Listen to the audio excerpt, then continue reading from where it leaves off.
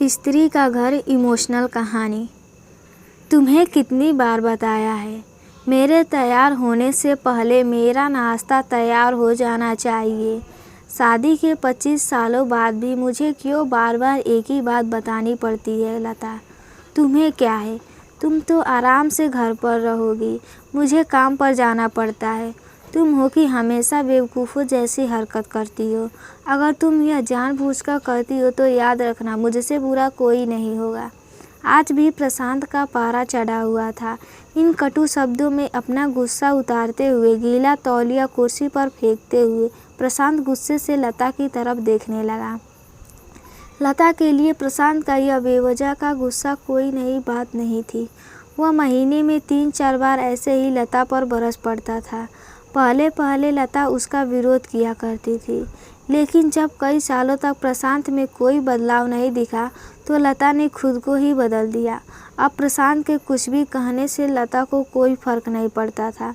प्रशांत की हर बात वो चुपचाप से नीचे झुकाए सुन लेती थी। शादी के पहले 5 साल तक लता ने पूरी कोशिश की थी कि प्रशांत को बदला जाए, लेकिन फालतू का गुस्सा करना और बाद में लता को भला बुरा कहना, यह मानो जैसे उसकी आदत बन गई थी। कोई भी वाद विवाद होता तो प्रशांत सीधा लता को बोल देता, अगर मैं तुम्हें अच्छा नहीं लगता तो क्यों नहीं चली जाती अपने मायके, क्यों रहती हो मेरे साथ? इतना सब कुछ होने के बावजूद लता प्रशांत के साथ रहती थी, क्योंकि उसे अपनी बेटी की फिक्र थी। और वह जाती भी तो कहाँ, अपने बूढ़े हो चुके माँ बाप को इस उम्र में परेशान करना नहीं चाहती थी। समाज और लोग क्या कहेंगे, यह भी तो उसे देखना था। वह इतनी पढ़ी लिखी भी तो नहीं थी कि खुद जाकर कोई नौकरी कर सके और अपना और अपनी बेटी का पालन पोषण कर सके। लता को अब अपनी फिक्र नहीं थी, उसको फिक्र थी तो बस अपनी शादी लायक हो रही बेटी की। लता नहीं चाहती थी कि पति पत्नी के झगड़े की वजह से काव्या डिस्टर्ब हो। काव्या की पढ़ाई पूरी हो चुकी थी, उसके लिए अब शादी के रिश्ते आने लगे थे। कई रिश्तों को काव्या ठुकरा चुकी थी। 2-3 महीने बाद एक अच्छा रिश्ता आया। रिश्तेदारों और पहचान के लोगों ने भी लड़के के बहुत गुणगान किए थे। प्रशांत एक शाम अपनी बेटी के पास बैठकर उसे बताने लगा, काव्या बहुत अच्छा लड़का है, पढ़ा लिखा है, बड़ा घर है, बहुत अच्छी नौकरी है। ऐसे रिश्ते बार बार नहीं आते बेटा, इस बार मना मत करना। काव्या अपने पिता से ज़्यादा बात नहीं करती थी, शायद डरती थी या शायद नफरत करती थी, लेकिन आज वो अपनी पूरी हिम्मत इकट्ठा कर बोली, मुझे अभी शादी नहीं करना है पापा, मैं नौकरी करना चाहती हूँ, खुद अपने पैरों पर खड़ा होना चाहती हूँ। हाँ तो उसमें क्या बड़ी बात है, मैंने लड़के से बात की है, वह तुम्हें किसी बात के लिए नहीं रोकेगा। तुम शादी के बाद भी नौकरी कर सकती हो, वह तुम्हें नौकरी के लिए परमिशन दे देगा। प्रशांत बोला, मेरा नौकरी करना या ना करना उसकी परमिशन पर क्यों डिपेंड रहेगा पापा? काव्या ने पूछा। मैं कह रहा हूँ ना, तुझे किसी भी चीज़ की कमी नहीं होगी वहाँ।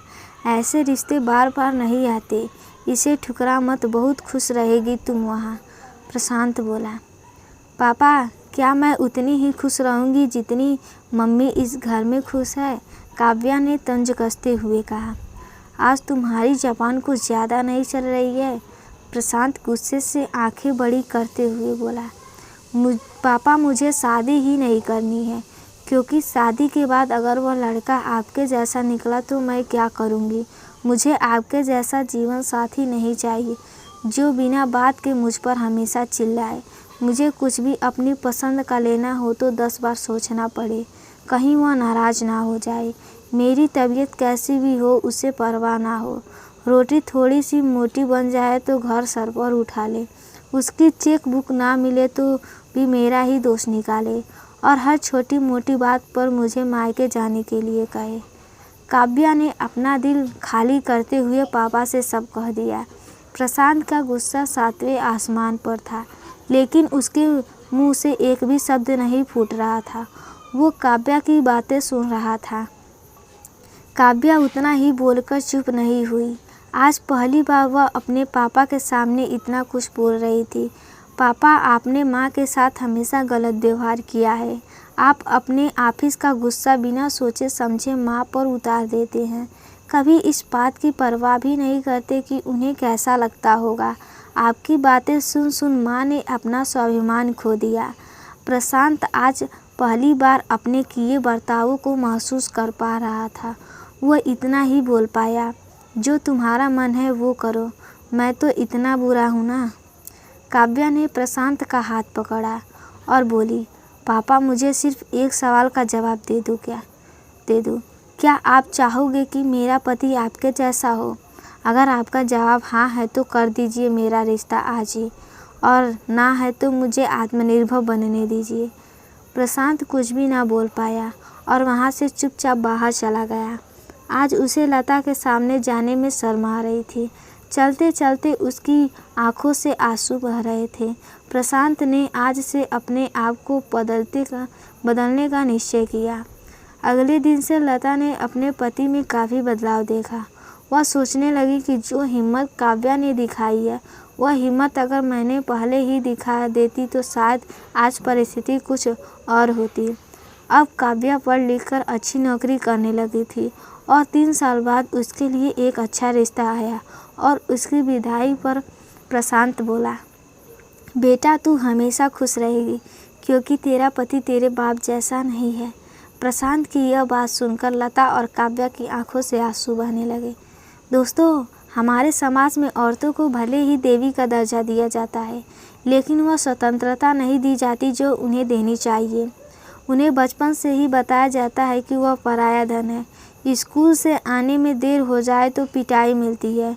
मोबाइल पर बातें करते हुए दिख जाए या खिड़की से झांकते हुए दिख जाए तो शक किया जाता है। माँ बाप का घर तुम्हारा नहीं है, पति का घर ही तुम्हारा घर है।